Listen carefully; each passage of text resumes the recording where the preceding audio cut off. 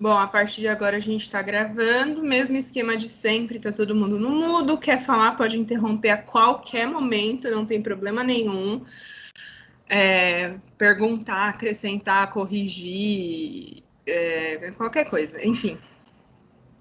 E aí tira do mudo, fala, assim que terminar de falar, coloca no mudo de novo, viu, Caio? Só não que eu esteja pegando no pé do Caio, tá?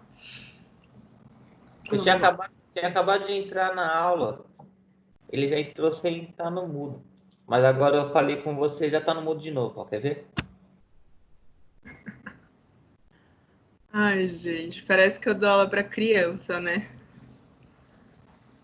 Tô tentando compartilhar a tela. Aqui. Todo mundo vem na minha tela? Sim! Sim. Então, como eu havia dito, nós vamos voltar a falar sobre Itália. Dessa vez, a gente vai fazer um recorte, porque a ideia é falar sobre massa. Só que eu vou falar sobre massa de um outro ponto de vista, tá? Não é de um outro ponto de vista. Eu vou falar da região que popularizou a massa, que é a Emília-Romagna. Ok? Aqui, ela é na região norte, tá vendo essa parte mais escurinha nesse mapa, que parece uma botinha à direita? Ela fica aqui no norte da Itália.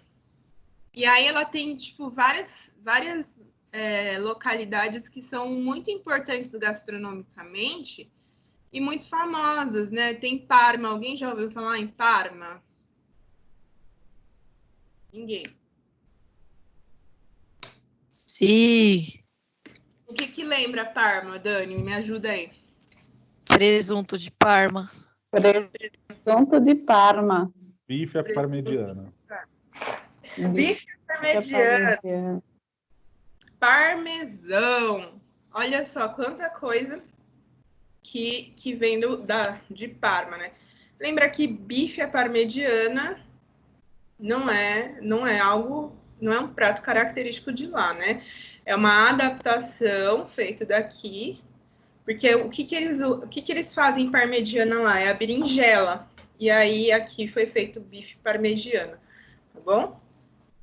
Gente, a rinite, ela persiste. Eu tô bem melhor, mas ela não vai embora. Então, peço desculpas aí de eu estar suando o nariz o tempo todo. Olha lá. Características dessa região. E aí vocês vão entender por que eu escolhi essa região para falar para vocês. E para dar um enfoque sobre massa. Fica no norte da Itália. Ela é a região mais rica gastronomicamente falando da Itália. E veja, a gente sabe que a Itália já é um país gastronomicamente rico. E a Emília-Romanha é a região mais rica da Itália em termos de gastronomia. Junto com a região de Campanha, ela que popularizou a comida italiana pelo mundo. Tanto é que nós conseguimos aí falar vários exemplos. Só ouvindo o nome da cidade de Parma, né?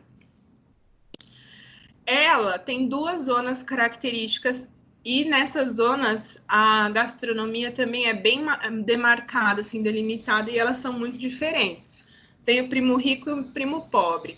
E veja só, pasmem, que as duas regiões são a Emília e a Romagna. Parece até brincadeira, mas é que antes da unificação da Itália, a Emília era separada da Romagna, tá? Possui o maior número de fábricas de produtos alimentícios na Itália. Junto com a Puglia e a Campanha, é a maior produtora de produtos agrícolas. E entre eles, o tomate, a beterraba para o açúcar, que não é aquela beterraba Bordeaux, né? É uma beterraba amarela. E o açúcar de beterraba, na minha opinião, não adoça. Feijões e ervilhas, né? São os produtos carro-chefe. E Por que a gente está vendo sobre ela hoje? Porque ela é o paraíso das massas. Aí a gente vai ver sobre as pastas de grano duro, a gente vai entender o que é o grano duro. Posso que vocês já leram na embalagem de algum macarrão que vocês compraram, que é massa de grano duro. As pastas frescas ao ovo, que são as mais presentes, porque elas são as mais artesanais até. Existem mais de 300 tipos de massa que é típica dessa região.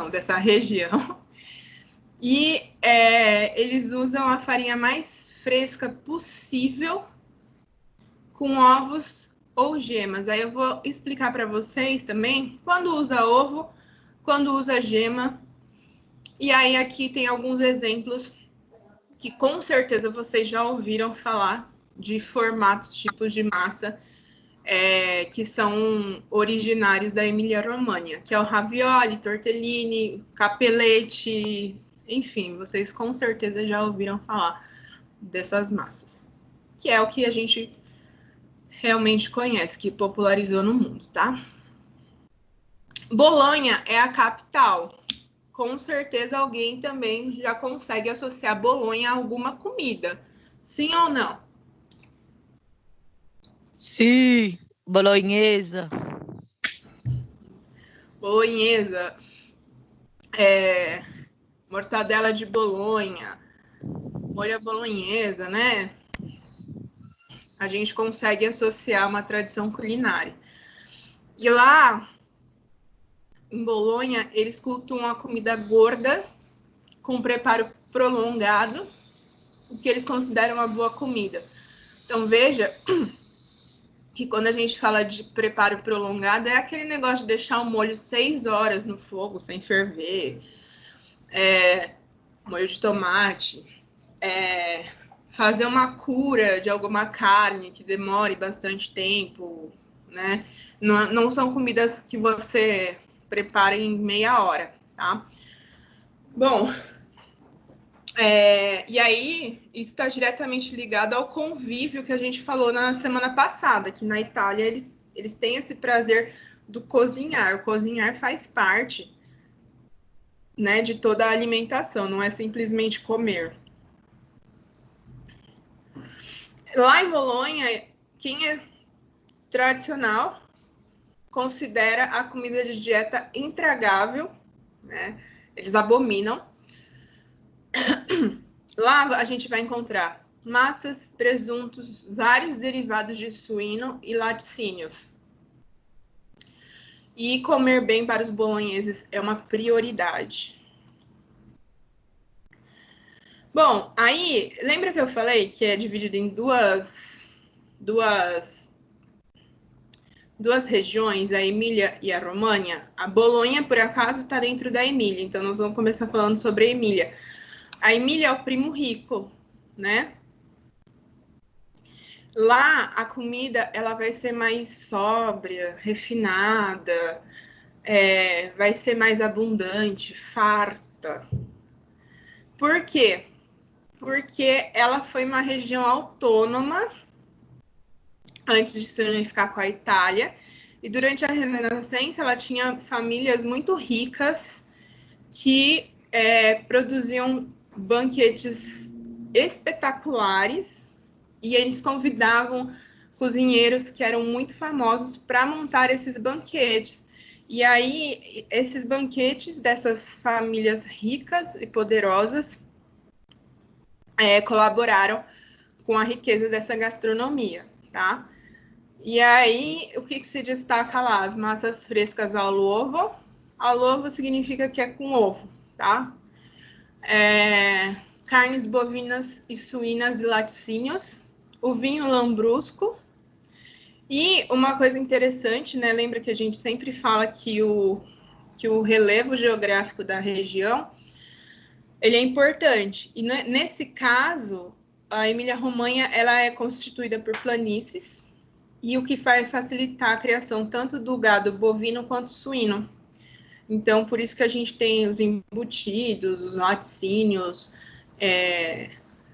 enfim, tem diversas produções com base nisso. Com base no porco e no gado, e no boi.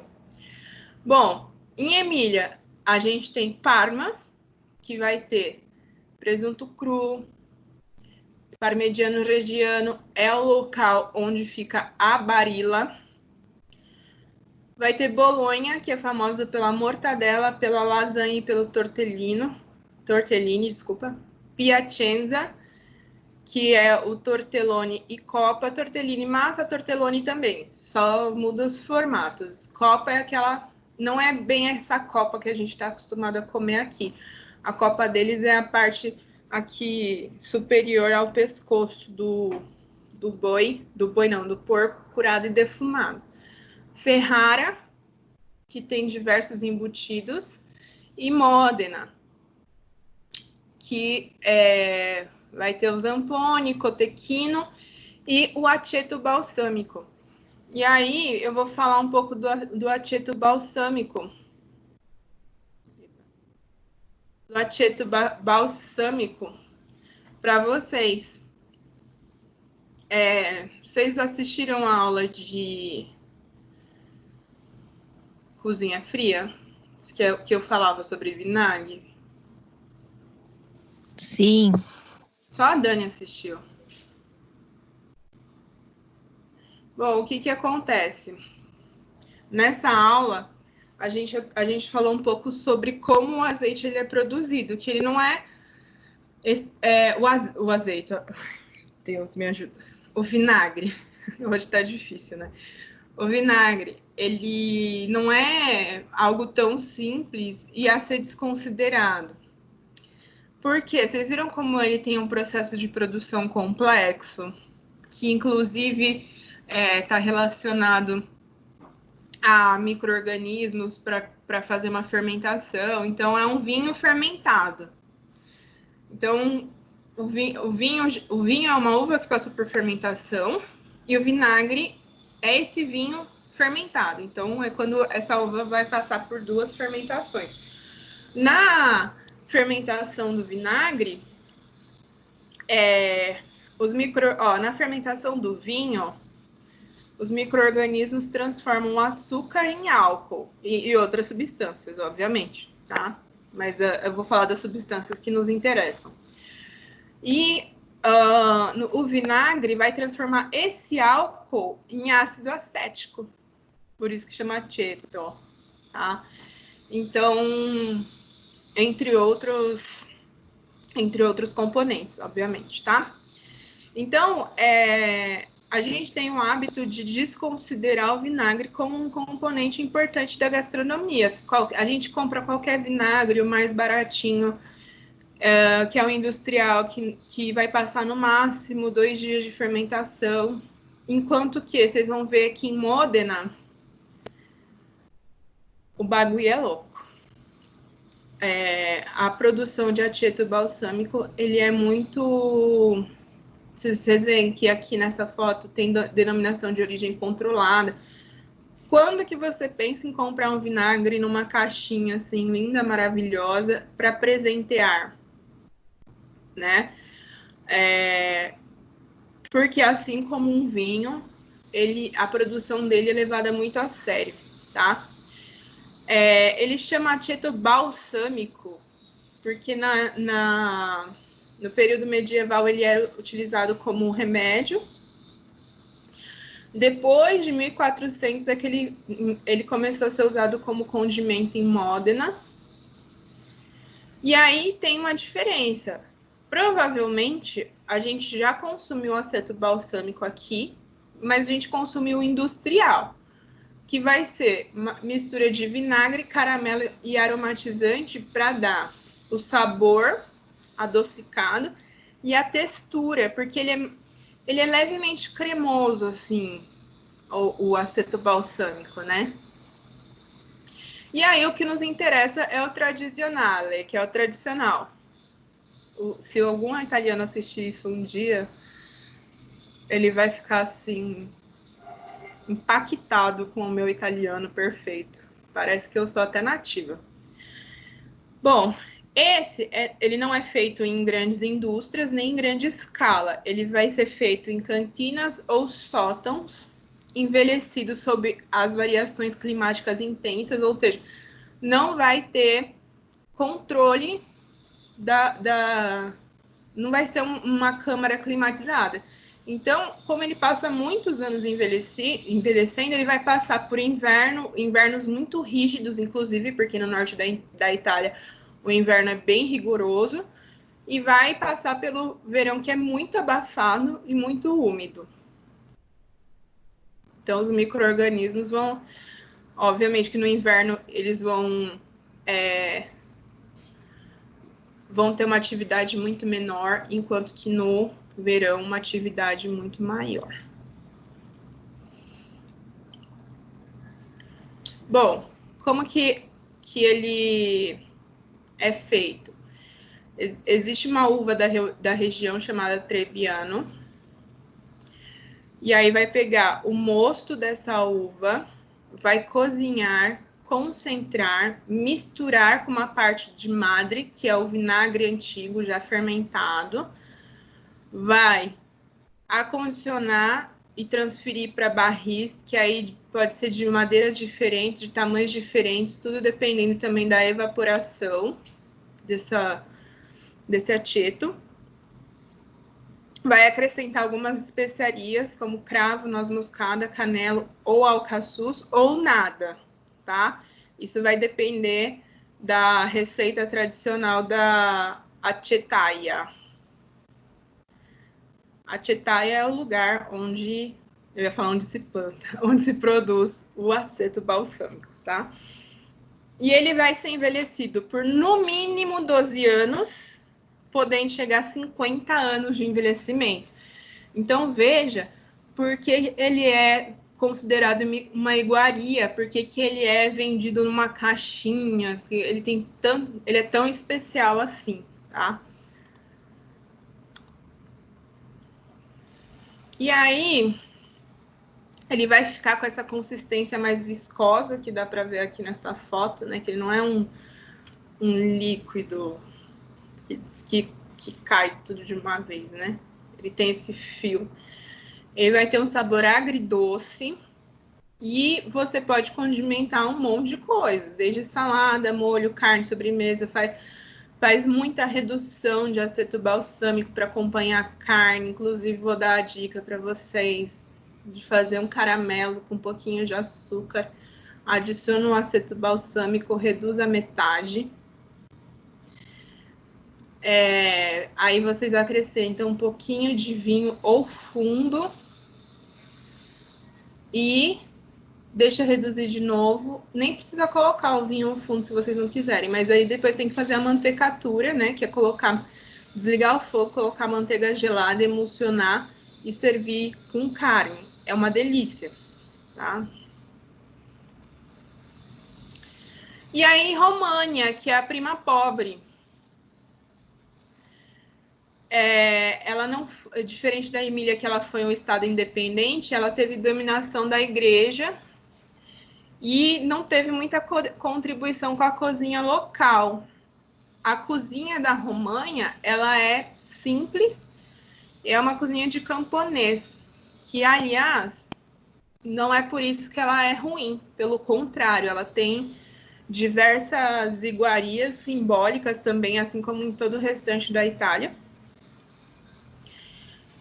Então, os ingredientes, né, que eles vão usar são as ervas, caças e animais de pequeno porte, peixes de água doce do rio Pó, peixe do mar Adriático, então peixes de água salgada, os vinhos Salvignonese, Sangiovese, e Trebbiano, as piadinas e massas à base de ovos como Maltagliati, Tagliolini e Garganelli.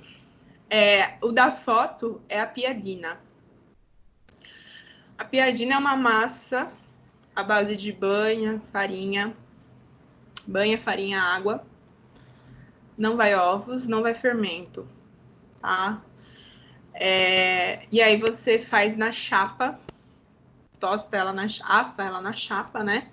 E aí você recheia do que você quiser. Então, o tradicional é o presunto cru com queijo,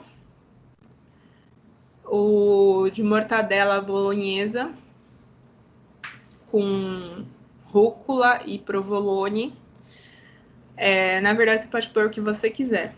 Tudo vai ficar muito bom e muito delicioso, porque é uma massa bastante neutra.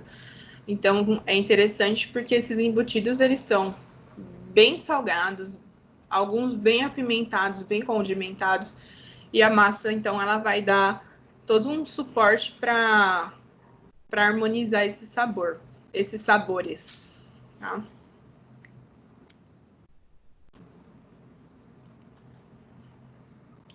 Eu nem amo piadina. E aí a gente entra nas massas, né? Que esse é o forte da Carol, região. Oi, bem. piadina é praticamente aquela empanada, mas de forma, de outra forma? A massa? Tô pensando. Pode ser, viu? Pode ser. É que a empanada pode ir ovos, né? Também. Mas é basicamente isso. É que se você falar isso para um italiano, ele vai se ofender Não, sim. profundamente. Mas. Claro.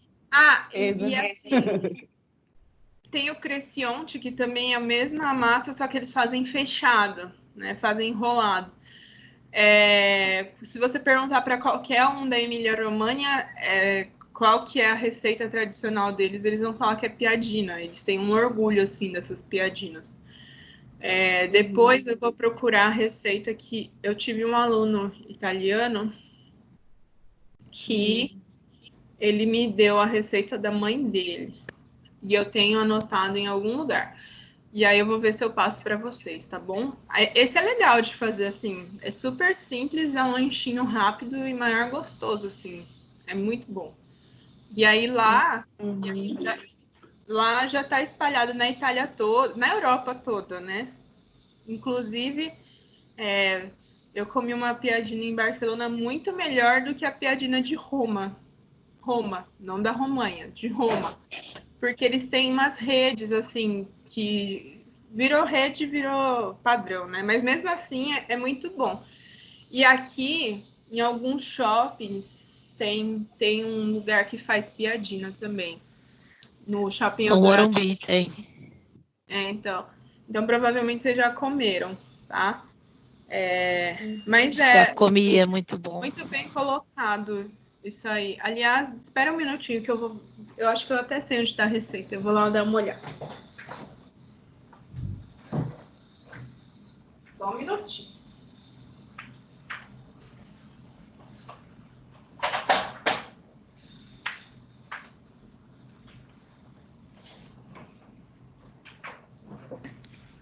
Esse negócio de trabalhar em casa não tem como ter desculpa. Esqueci em casa.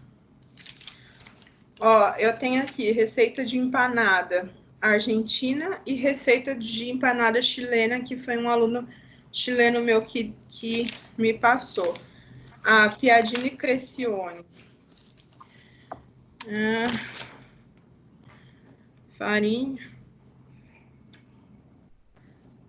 Farinha, sal, banha de porco, água ou leite. Banha de porco da melhor qualidade, tá escrito aqui, porque é o que vai saborizar. Aí a proporção para 1 quilo de farinha, 20 gramas de sal, 200 gramas de banha e 500 gramas de água. Aí você vai amassar, depois vai fazer bola de 100 gramas, deixar repousar por 30 minutos, cobrir com um pano, tá escrito aqui. Aí aí tá até escrito assim, estender com um ponto de interrogação, porque a pessoa estava tentando escrever em português. Mas estender é abrir, né? Espalhar, tá aqui, espalhar piadina, é abrir a piadina. Esquentar uma chapa bem quente e mexer sempre. Acho que é virar, né? Ou mexer. Colocar queijo, presunto e verdura, tá escrito. Com rúcula vai muito bem, gente. Você tempera a rúcula com um pouquinho de azeite e sal. Vai muito, muito bem. E o cressione é a mesma massa da piadina. Aí você coloca tomate, mussarela, óleo, pimenta branca, orégano. Espalha a massa. Dividir em 2 peças. Colocar os ingredientes. Fechar a massa com um garfo. Na chapa quente. Bem rápido. Então, é fechado, né? O cressione é a mesma massa, só que é fechado. Tá?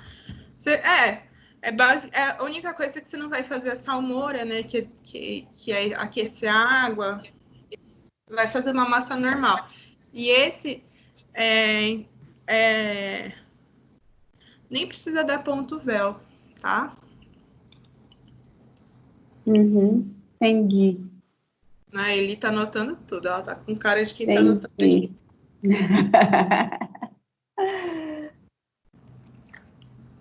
Deixa eu já ver se tem alguma outra receita interessante no meu caderninho. Eu tenho caderninho de verdade, gente, de receitas.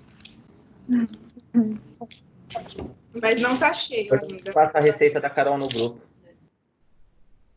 Ah, é, né? Um anota e o resto... Vamos lá.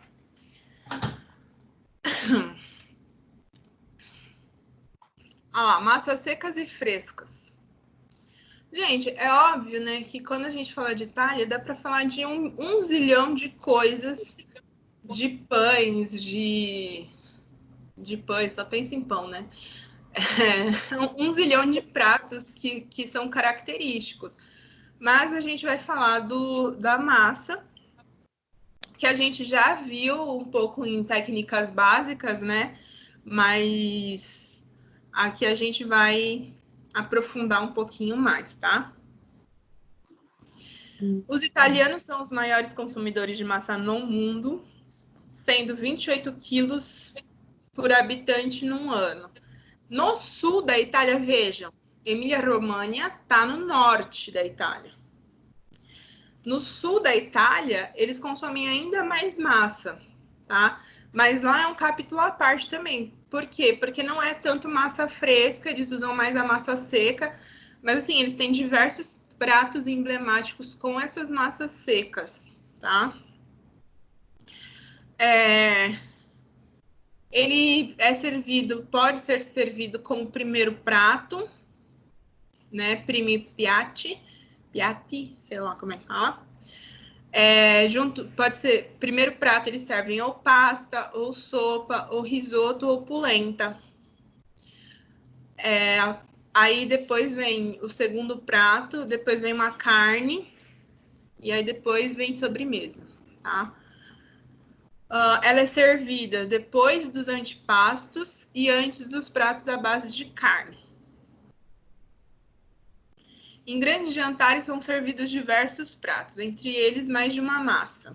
E aí, quando acontecer de servir mais de uma massa, acho que ninguém nem imagina, né, uma sequência de massas. Apesar que lá no sul do Brasil tem bastante rodízio de massa. O pessoal curte bastante. Mas quando isso acontece, de você fazer um serviço empratado de mais de uma massa, você vai servir na sequência do sabor num crescente. Então, a massa com o molho ou recheio mais leve vai primeiro até chegar no sabor mais intenso. Aí a origem. Só Deus sabe, essa que é a verdade. Só Deus sabe. Mas existem três especulações, vamos assim dizer, né? A primeira, que eu acho que todo mundo conhece, é que a massa vem da China e que o Marco Polo, que era um navegador veneziano, trouxe para cá. Para cá não, para lá, para a Itália. Esse é o primeiro ponto. A segunda especulação é que no século XII, durante a dominação árabe, eles os árabes já utilizavam a técnica de secar a massa de trigo e água para conseguir consumir durante a travessia no deserto. E aí, o que reforça essa ideia de que foram eles que trouxeram... A Sicília fica no sul, né? E aí eu falei que o sul da Itália tem essa tradição de massas secas. Então, essa é uma das possibilidades. Por quê? Porque lá no sul da Itália, eles chamam de macarone. E essa palavra, tipo assim, qualquer tipo de massa eles chamam de macarone. Sendo que aqui para o norte, eles vão nomear a pasta pelo formato dela. Então, ele não fala que ele vai fazer macarrão. Ele vai fazer um espaguete. Ele vai fazer um linguine, tá? E aí, a palavra macarone, ela deriva do macari, que significa amassar com força. O impasto com força. Então, essa é uma das justificativas para essa teoria. A outra justificativa é que, historicamente, o primeiro documento que existe sobre massa, que é de 1154, que é na cidade de Trábia, que também é no sul da Itália, 30 quilômetros de Palermo, capital da Sicília, existiam moinhos onde eram feitos uma massa de trigo e água, chamado ítria, que depois de seca era exportada para toda a região do Mediterrâneo, seja para povos muçulmanos, seja para os católicos. Então ainda tem essa briga de ser típico do sul ou típico do norte da Itália. E a última, é que surgiu na Roma Antiga com uma massa chamada laganum, que era semelhante ao tagliatelle. Bom, o fato é que, se a gente parar para pensar que massa, né, a pasta, é farinha com líquido, todo mundo pode ter inventado. Ué, tendo farinha e líquido, eu já tinha massa, ok? Pode acontecer no sul da Itália chegou desse jeito, no norte da Itália chegou pelo Marco Polo. Pode ser, né? A gente não sabe. Então, são especulações históricas baseadas em alguns registros. Mas o fato é que, hoje, a massa que a gente consome hoje, o macarrão que a gente consome hoje, e como a gente consome ele, é diferente das massas orientais, é muito diferente da massa chinesa, tá? Então, mesmo que ele tenha origem na China, do jeito que ele é hoje, ele tem origem na Itália, assim como a gente já falou, acho que já falou em panificação sobre a pizza. A origem da pizza é egípcia, mas o jeito que a gente consome hoje é de origem italiana, tá? Bom, independente da origem, houve um processo de evolução dessas massas em várias regiões da Itália. Sicília, né, que eles falam, Nápoles, Gênova, e depois no norte e na Puglia. Quer dizer, se consome massa na Itália toda, embora a região norte ela é mais marcada pelo consumo de arroz, os risotos, né? E a região sul e central são marcadas pelo consumo de massa. Lembrando que Emília-Romagna ainda fica no norte. E a tradição maior dela é dessas massas frescas, tá? Então, olha lá. O que é uma massa italiana? É a misturiaçova de farinha e algum líquido, que pode ser água ou ovo. Farinha pode ser farinha de sêmola ou de trigo. Aí vai sovar até ter uma massa lisa e uniforme. E aí você vai abrir e cortar da maneira que desejar. Pode ser recheada. Se ela for recheada, nesse momento recheia. Se ela for seca, ela vai para secagem. E depois, ela tem que ser cozida numa água fervente, abundante e salgada. igual à água do mar. Só que tem uma proporção, tá? Eu já vou falar, porque uma vez eu falei que a água tinha que estar salgada igual à água do mar, aí numa panelinha de 4 quilos, a criatura botou 1 quilo de sal. Ninguém consegue comer uma massa dessa. Foi, assim, uma experiência horrorosa. Bom, então vou falar dos ingredientes. Vocês viram que vão 2 ingredientes na massa. Então, para ser uma massa de respeito, esses 2 ingredientes têm que ser bons, né? Então, a farinha, só para relembrar, porque todo mundo lembra da aula de panificação, né?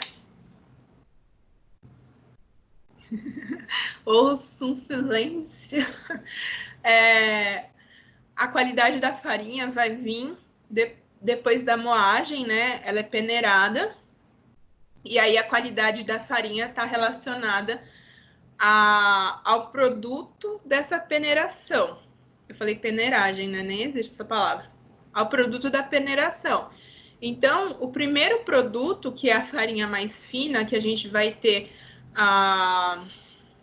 Oh, meu Deus, esqueci o nome. Como que chama o miolo da farinha, gente? O miolo do grão.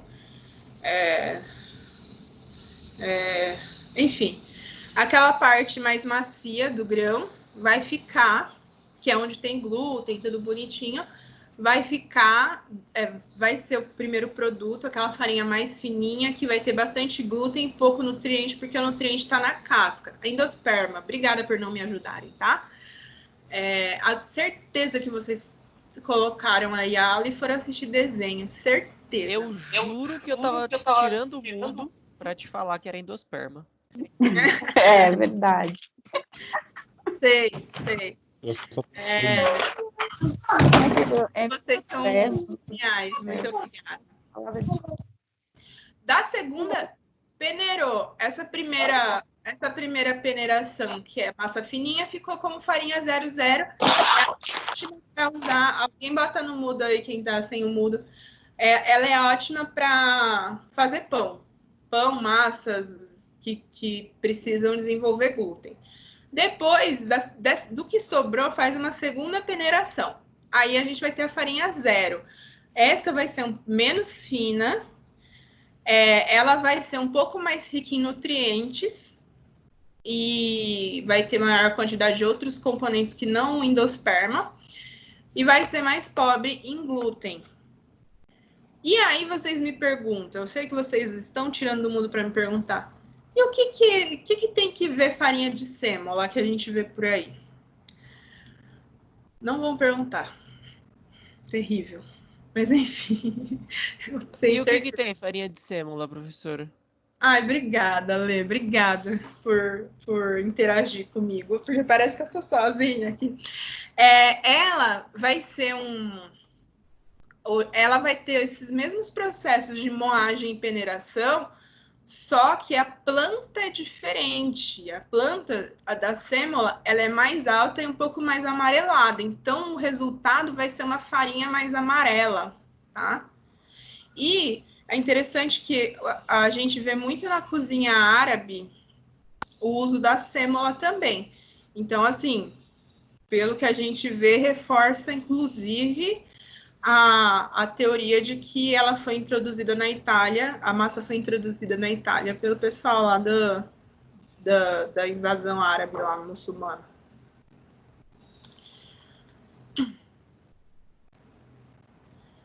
Então, a denominação dessas farinhas em italiano é grano tenero, que significa grão macio.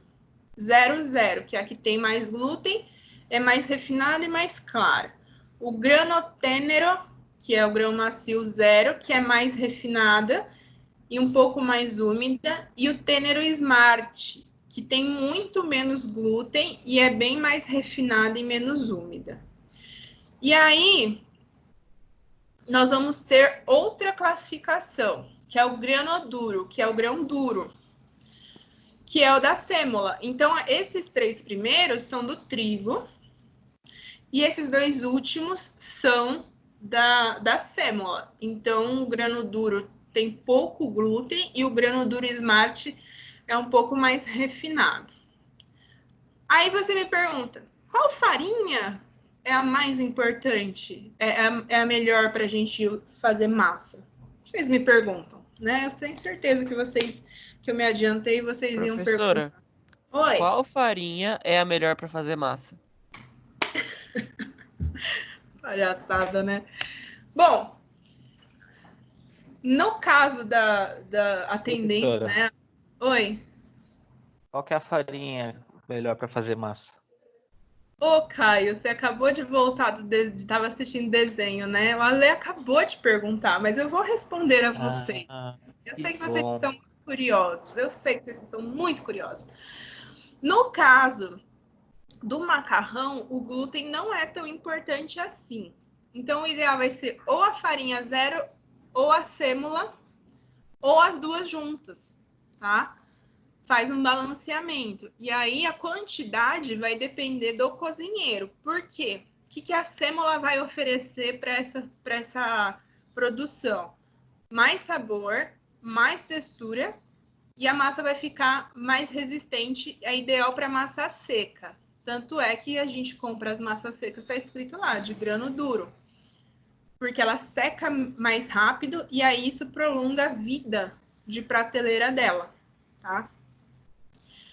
E a farinha zero, ela tem o grão mais macio e ela é ideal para as massas frescas e recheadas, que as massas frescas e recheadas, elas têm que flutuar na boca.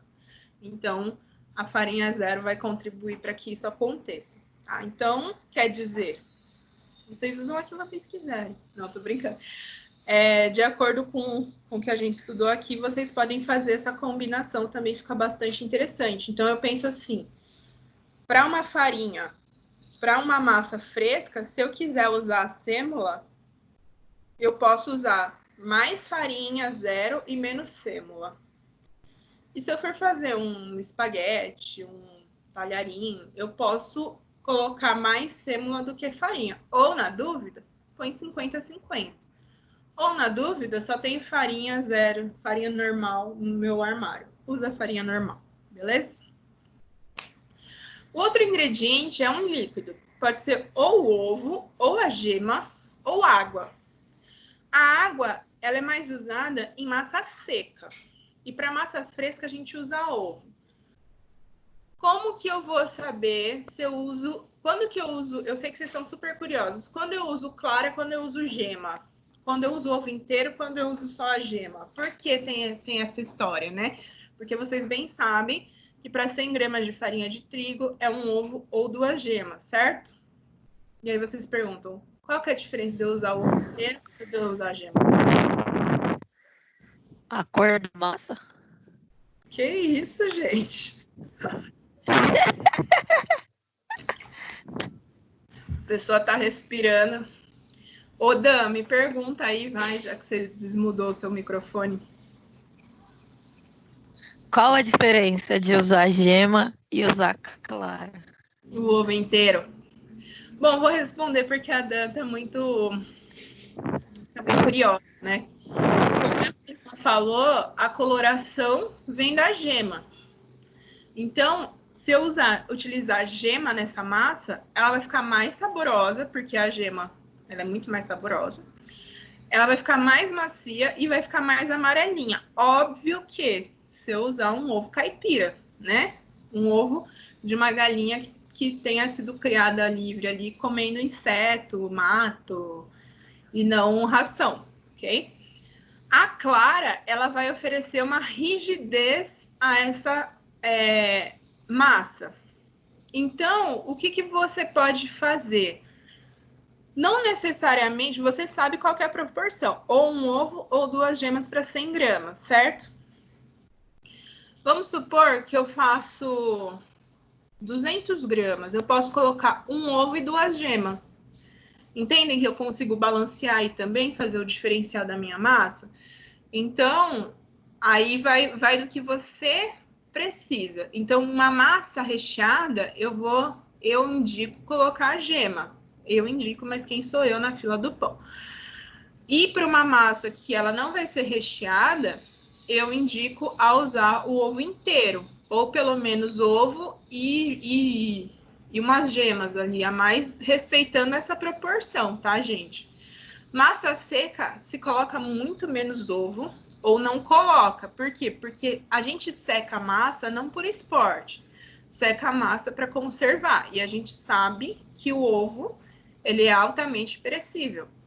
Então, a probabilidade da minha massa estragar, ela é muito alta. Então, a ideia é usar a ideia de conservação para que você consiga atingir esse objetivo para uma massa seca. É melhor que você utilize água, e se for usar ovo, é muito pouco ovo.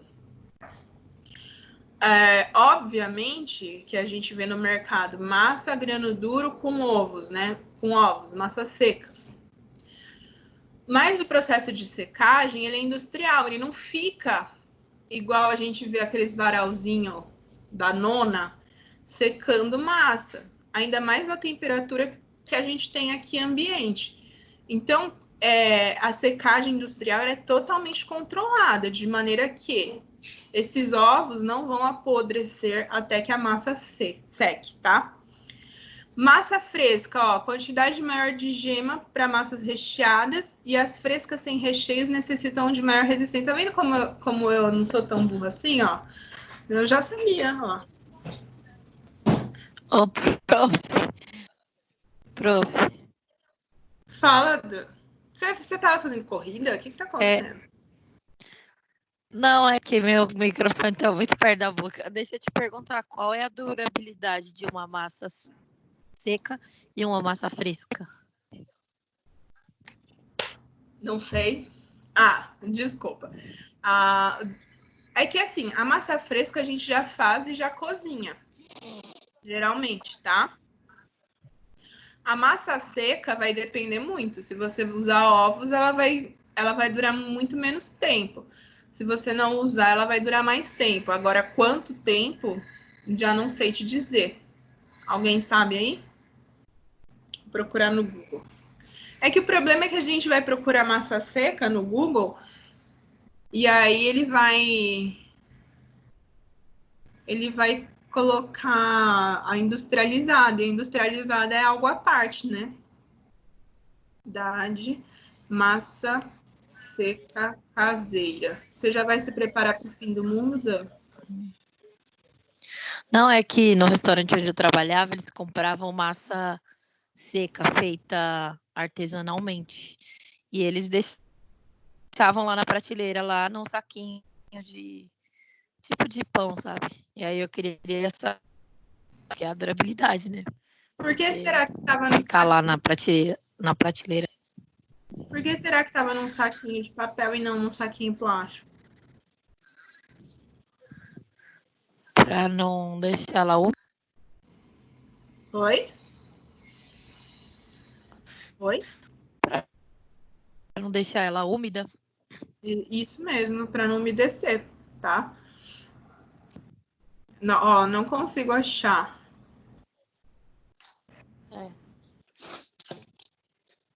Segredos para secar macarrão. Vamos ver. Escolha um recipiente hermético. Então, ó, ninguém fala quanto tempo. Depois disso, guarde o macarrão em recipiente hermético em uma área fresca e seca. Ninguém fala quanto tempo aqui, pelo menos do que eu achei, tá? Depois, se eu achar algum artigo falando, eu coloco para você, tá bom?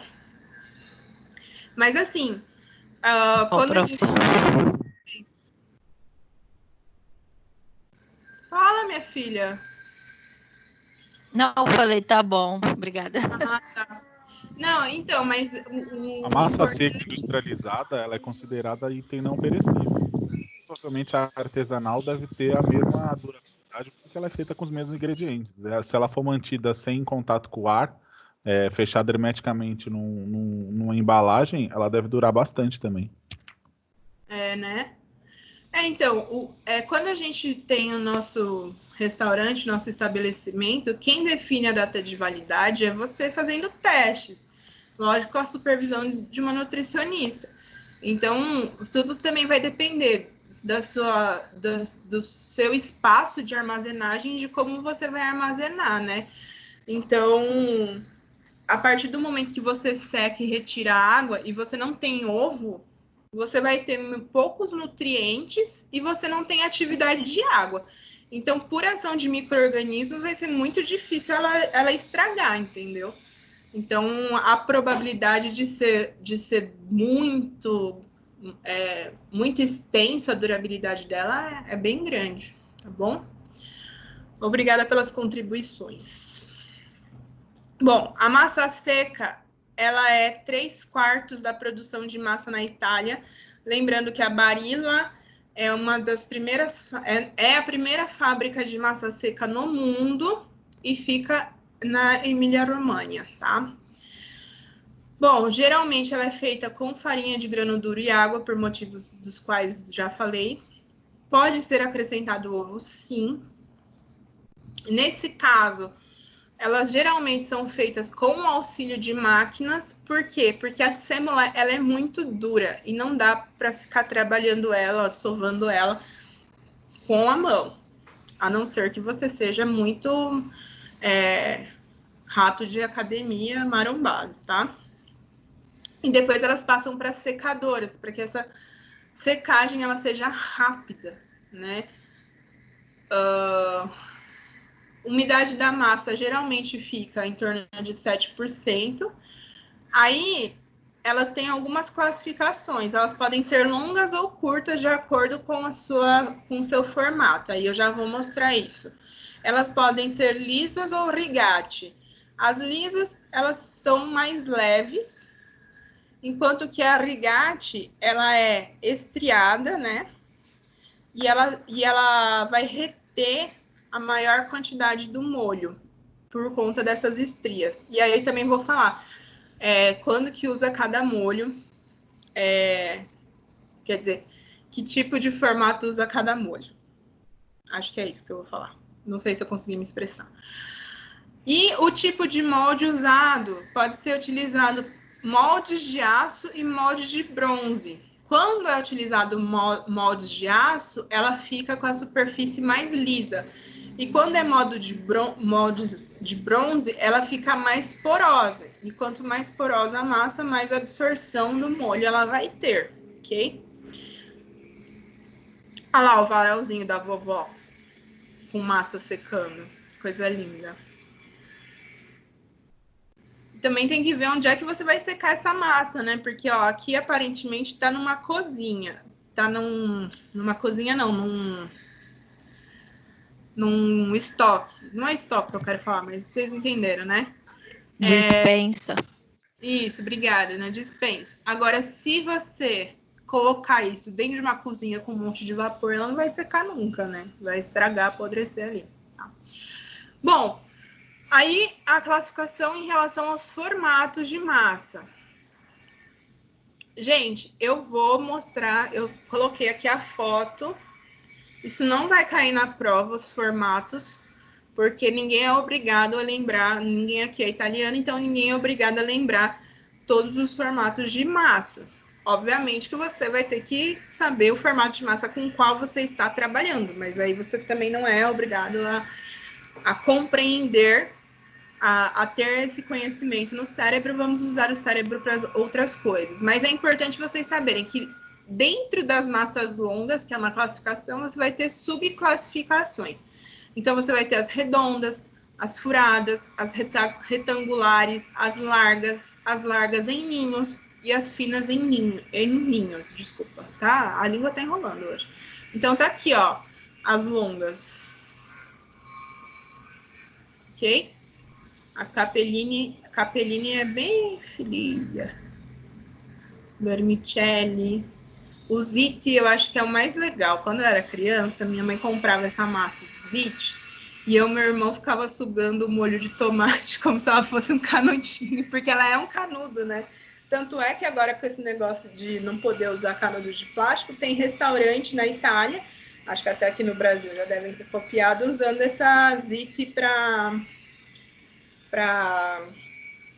de canudo, tá? esse pretinho aqui é só porque ele foi tingido, tá? O espaguete. Aí a gente vai ter dentro... A gente vai ter as massas curtas, né? Que eu falei, são massas longas e massas curtas. Dentro das massas curtas, vai ter as curta-longas, as médias e a para sopa. Então, olha só, essas médias aqui, ó, é muito difícil achar todas as imagens. Mas aqui, ó, eu coloquei o que eu achei na internet. Então, essas são as massas curtas que são mais longas. Tá? Eu acho que todas elas aqui não é nenhuma novidade pra gente. Essas são as de sopa. Ok? Esse risone aqui, ó, esse último da direita aqui embaixo, ele é muito usado para fazer arroz árabe. A gente pega uma boa quantidade de manteiga e torra o risone, deixa ele de uma cor dourada. Aí acrescenta o arroz, dá aquela refogada ali, bota sal e acrescenta água, não é fundo, não é nada, é água. E deixa cozinhar. Ele fica com um sabor muito amendoado. Por quê? Porque o macarrão ele foi tostado em manteiga. Então ele vai trazer aquele aroma e aquele sabor amendoado para preparação. Eu adoro esse... E ele é árabe, né? Então, pra gente ver aí que o macarrão tem um pezinho na Arábia. Na Arábia é ótimo, né? Mas enfim. Aí aqui, ó, tá meio misturado, mas aqui eu queria mostrar os médios, tá vendo? Aqui o orecchiette, que é orelha em italiano, ele é feito à mão, esse formatinho aqui, com um dedão. Eu adoro esse formato de massa, porque dentro dessas conchinhas aí, dessas orelhinhas, fica molho, né? Então, os formatos, é importante dizer isso, né? Que cada formato é importante diretamente relacionado ao molho, tá? Então, aqui vai ter um pouco mais, algumas massas mais diferentes. Essa daqui também é muito legal, casarete. Eu falo italiano, é uma coisa linda, tá? Enfim, existem outros tipos de massa, tá? Ainda existem outros tipos de massa que eu não consegui encontrar esse tipo de gráfico, né? Essa representação gráfica, ok? E aí vem a massa fresca. Geralmente ela é feita com ovos, pelo menos 4 ovos por quilo de farinha. Por que a gente fala pelo menos 4 ovos por quilo de farinha? Porque essa quantidade pode variar por 2 motivos. O primeiro motivo é em relação ao balanceamento. Pode ser que eu queira usar ovos com gemas e água. Mas desde que ele tenha pelo menos 4 ovos, aí ele é uma massa fresca de respeito. Para cada quilo, obviamente, tá? E o segundo motivo é como que ela vai ser sovada.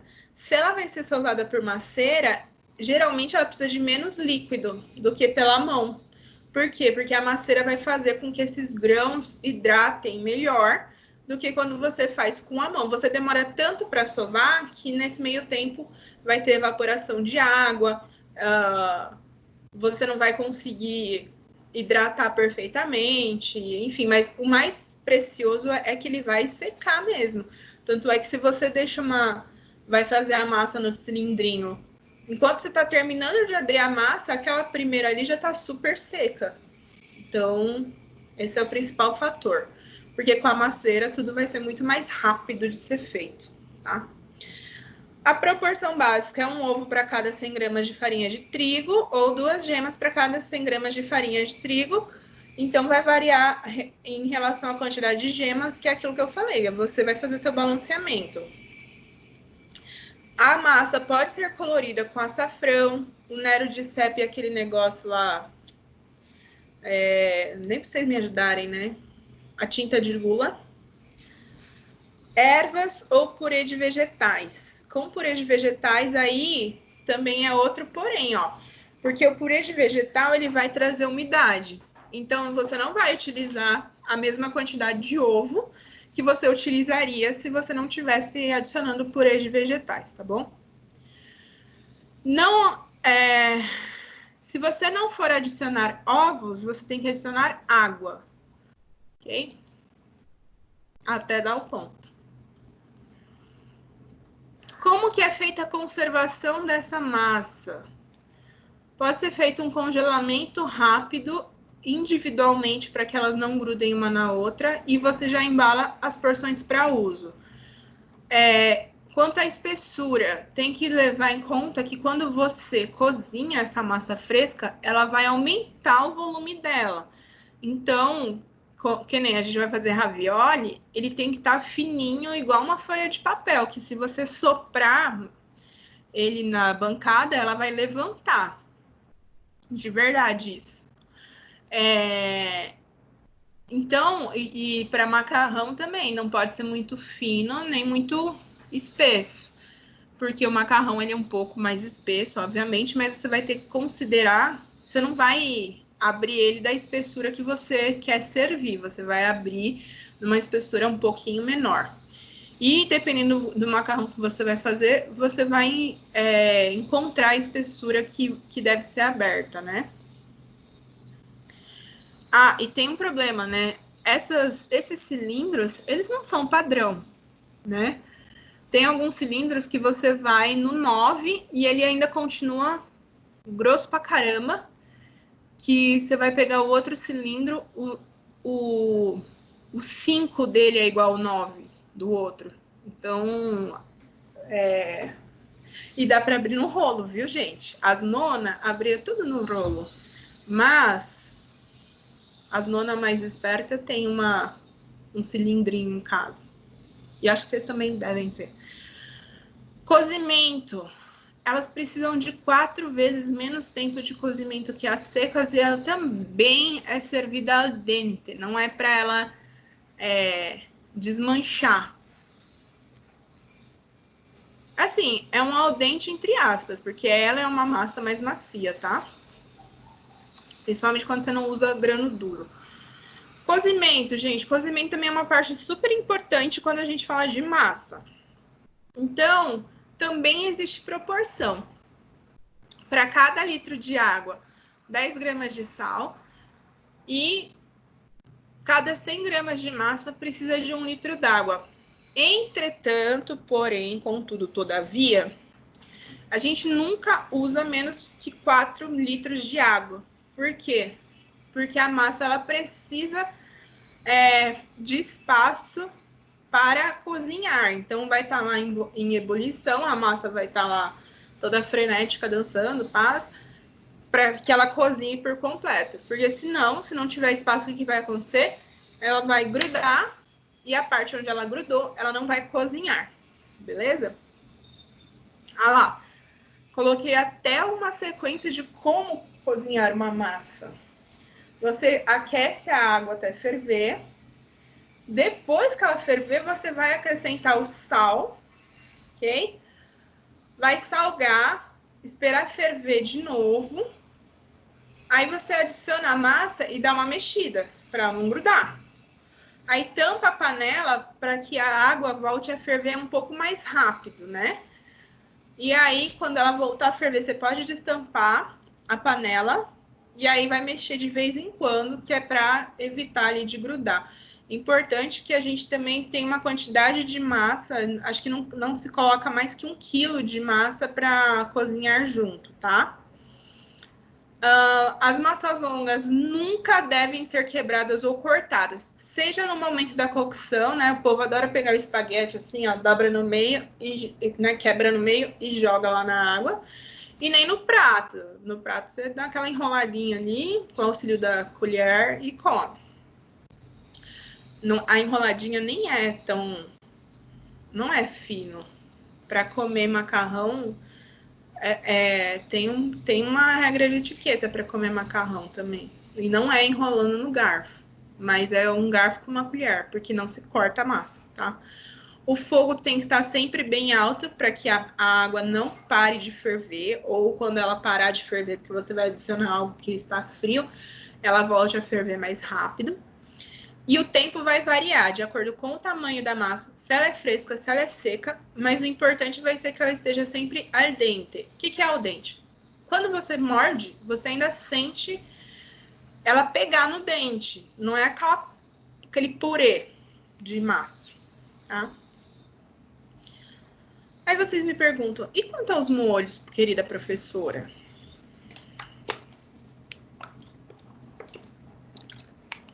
Foi todo mundo assistir desenho mesmo. E quanto aos molhos, Enquanto aos querida molhos, professora? querida professora. A Dani não tá nem conseguindo terminar de falar. Sei não. Olha lá.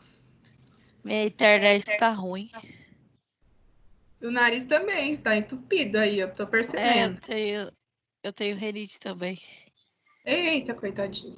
De manhã é osso, né? É, principalmente à noite é pior, mas eu tô tomando umas droguinhas.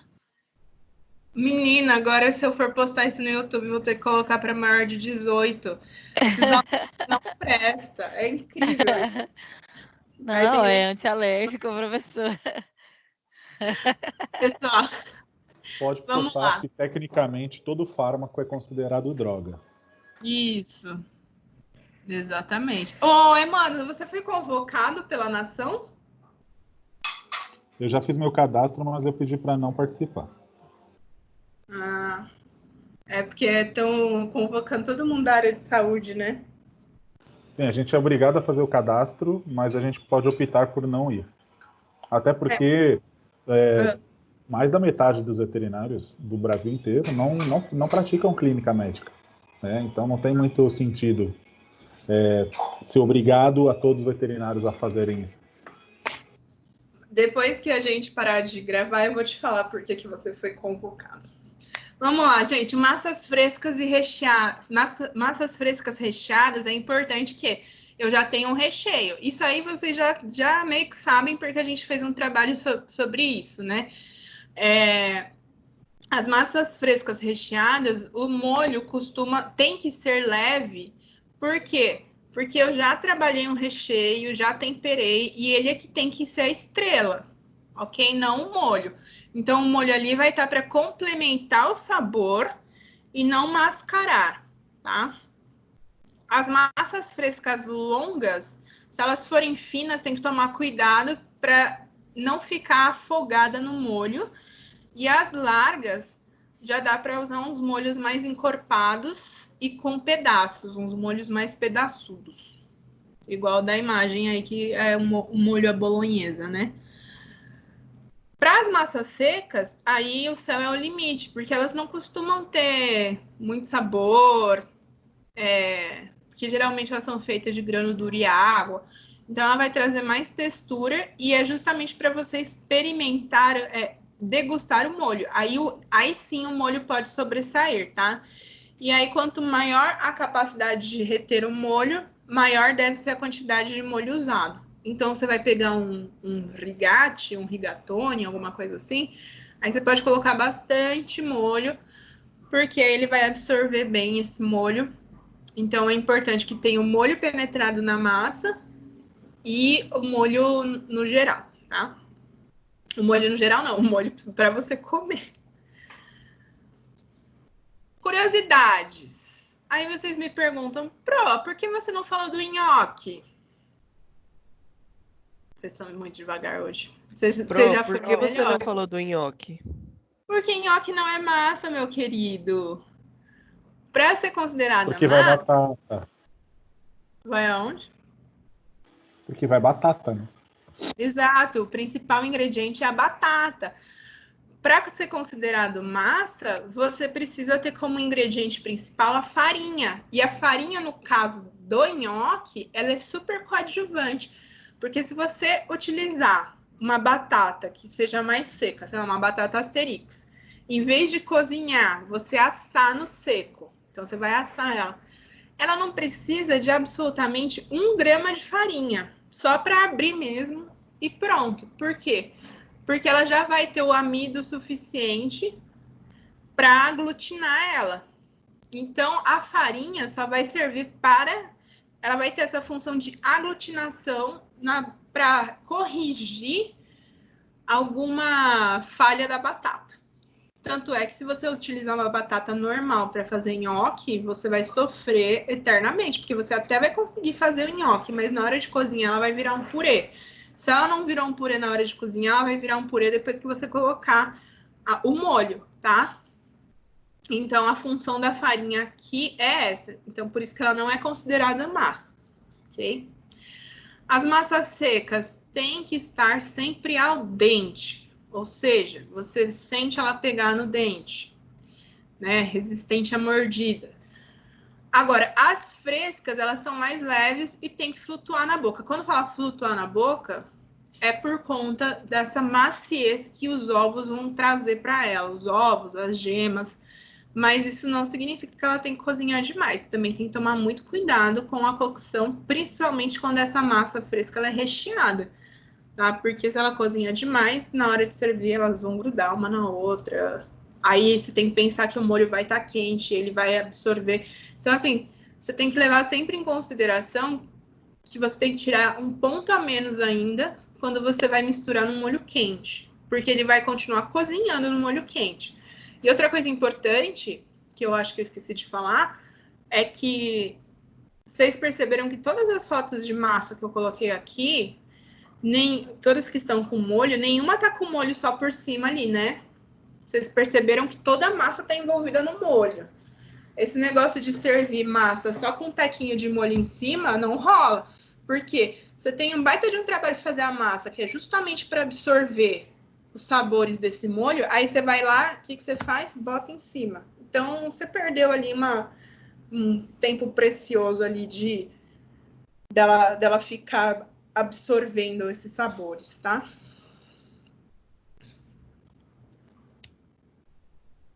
Massa não engorda, quem engorda é você. Não, tô brincando. Pensando que ele pode ser um prato completo, ele não é a massa em si não é o que vai engordar, mas sim o molho que você vai colocar. Então, aliás, o molho ele vai agregar todos os outros nutrientes que o macarrão não oferece. O macarrão, a pasta, basicamente, ela é fonte de carboidrato, porque a gente tem o quê? Farinha e ovo. O ovo ele até tem um valor nutritivo importante, mas se a gente pensar na proporção, a gente tem muito mais farinha e ela acaba sendo fonte de carboidrato. Então, olha lá, eu coloquei as informações que para 100 gramas de massa seca crua são 326 calorias e a fresca são 365 calorias. É óbvio que você não vai servir 100 gramas de massa se você tiver algum outro componente, né? Se você tiver uma carne, geralmente carne. Salada continua. Você pode servir só uma massa com salada, tá? Você não é obrigado a servir carne sempre. E aí o molho vai aumentar o valor calórico, então vai depender muito do que você vai colocar nesse molho. E às vezes um molho muito simples, que é o que a gente falou, a manteiga com sálvia, vai só manteiga e sálvia.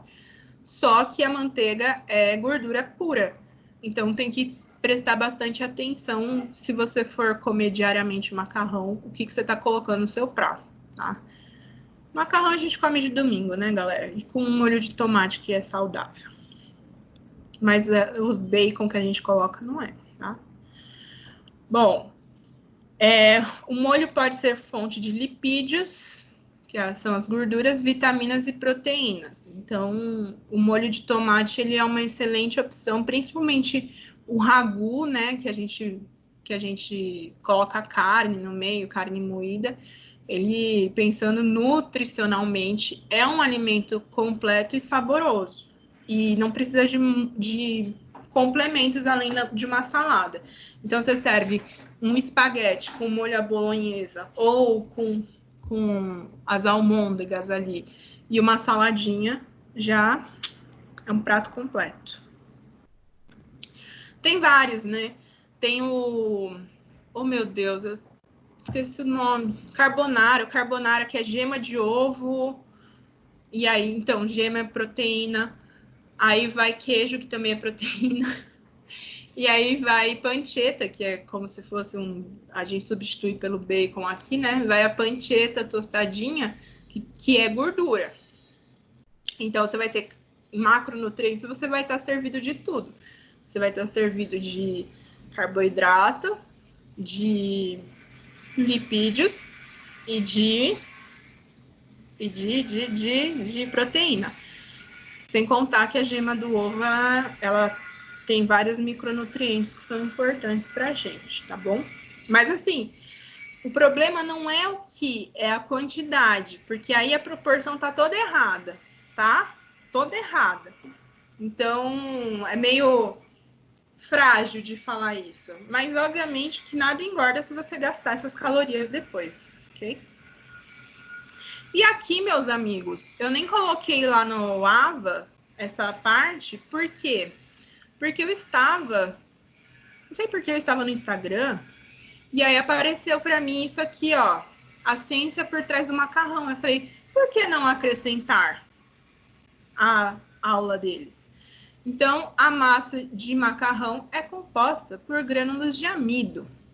Aí vai estar lá os bagulho da amilose, amilopectina e qual que é a função de cada um deles dentro da...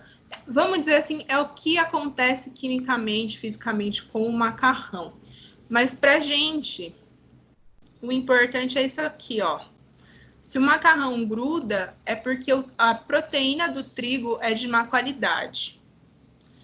Ou por conta de danos ao grânulo durante a fabricação. O cozimento excessivo vai gelatinizar o centro do macarrão. E aí ele vai ficar com aquela consistência de purê, mole, grudento, um chicletinho, tá? Aí, olha que interessante. A superfície do macarrão gelatiniza primeiro. Deve misturar no começo para dispersar o amido, que é o que eu falei, mexer no início. Aqui está explicando cientificamente por que tem que mexer no início.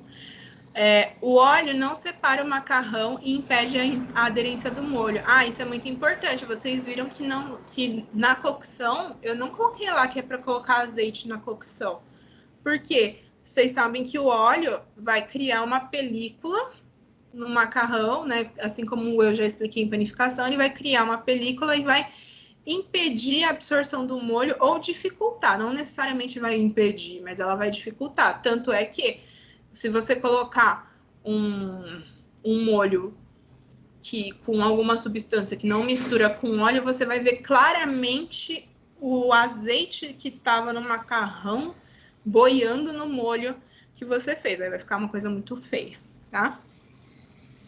Lavar o macarrão tira a amilose superficial. O molho não adere bem. Lavar se consumir posteriormente ou fizer um prato frio. Então, vejam. Por isso que eu falo, tira um ponto antes. Porque ele vai continuar a cocção dele. E aí tem gente que para a cocção com água fria, água corrente. E aí, nesse caso, você também vai perder a aderência do molho, tá?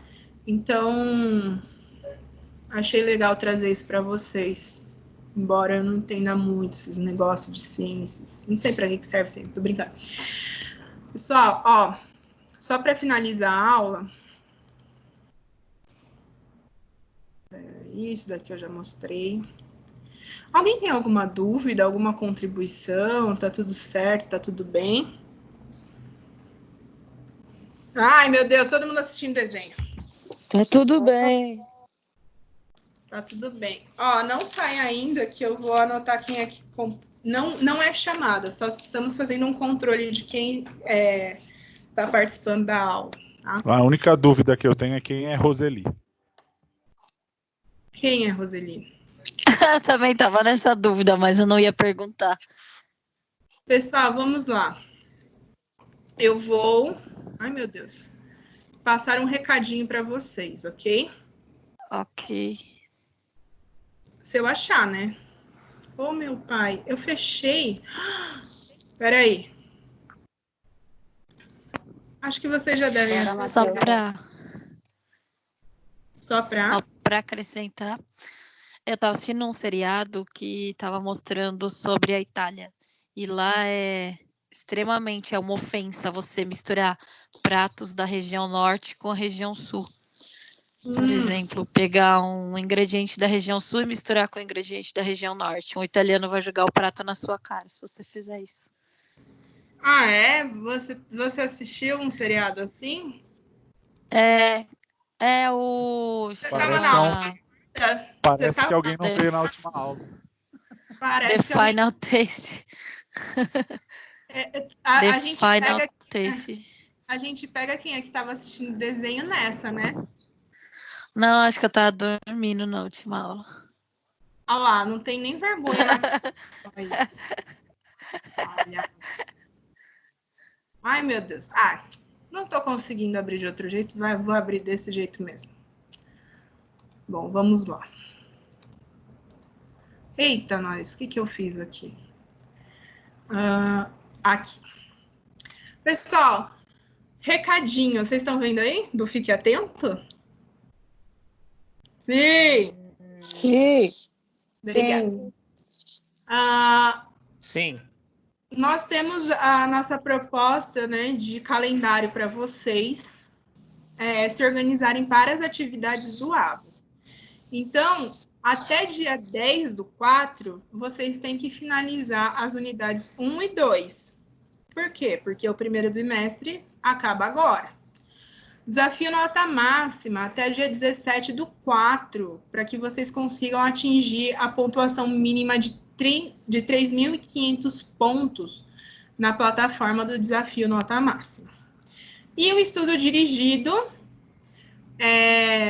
devem ser finalizados até o dia 17/4. Sem contar os desafios que eu mandei para vocês, inclusive já coloquei no AVA, para que vocês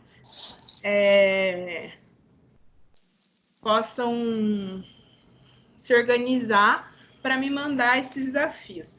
Por quê? Porque tá todo mundo me cobrando no WhatsApp, professora, de todas as turmas. Então, eu resolvi fazer tudo do mesmo jeito. Vocês pegam os desafios de vocês, colocam num documento do Word. Então, por exemplo, o de salada. Você vai ter que classificar a folha, qual o molho que você usou e qual é o tipo de salada. Então, coloca a foto e coloca essas informações. E vai colocar tudo num documento só e me enviar. No caso de vocês que têm 2 disciplinas comigo, pode fazer as 2 disciplinas juntas, porque vocês são uma turma pequena e eu não vou sofrer muito, assim, tentando identificar, até porque eu conheço vocês. Tem turma que eu não conheço todo mundo. Então, nesse caso, se vocês quiserem mandar todos juntos, ou para a turma de vocês especificamente, vocês podem me mandar só o link do Instagram. Só que isso tem que ocorrer até o dia 15, beleza? Para dar tempo de eu fechar notas. Professora, como é que vai ficar? Beleza. Não sei ainda, porque a gente viu que a quarentena foi estendida. Assim que a gente tiver informações da Croton, da Cogna, da Anguera, a gente repassa para vocês como é que vai ficar, porque a nossa semana de prova estava marcada ali para o nosso retorno, né? Que vai ser quarentena. Certo, gente? Não saiam ainda, que eu vou anotar quem é que veio. Vou tirar uma foto. Tirar uma foto, peraí. Deixa eu tirar todo mundo aqui. Alguém quer falar alguma coisa? Tem alguma dúvida? Eu vou tirar a gravação, peraí.